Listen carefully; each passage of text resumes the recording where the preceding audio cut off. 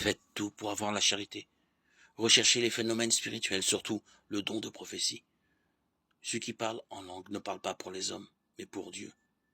Personne ne saisit, car sur le coup de l'inspiration, il dit des choses mystérieuses. Mais celui qui a le don de prophète parle pour les hommes. Il construit, il réconforte, il encourage.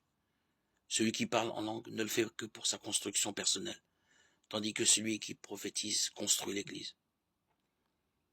Je souhaite que vous parliez tous en langue, mais surtout que vous ayez le don de prophétie, car prophétiser vaut mieux que parler en langue, à moins qu'on interprète ce qu'on dit en langue. Ainsi, on aide à la construction de l'Église. Eh bien, frère, si j'arrive chez vous pour parler en langue, en quoi vous rendrai-je service si ma parole ne vous apporte ni révélation, ni connaissance de Dieu, ni prophétie, ni enseignement?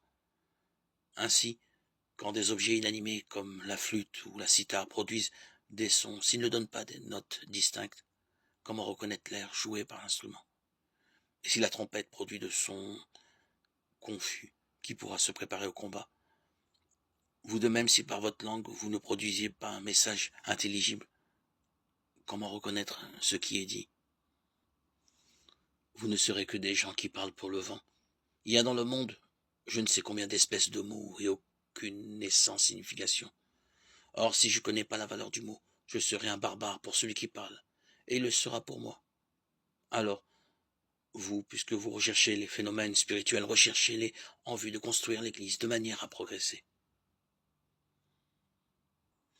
1 Corinthiens 14, 1, 12.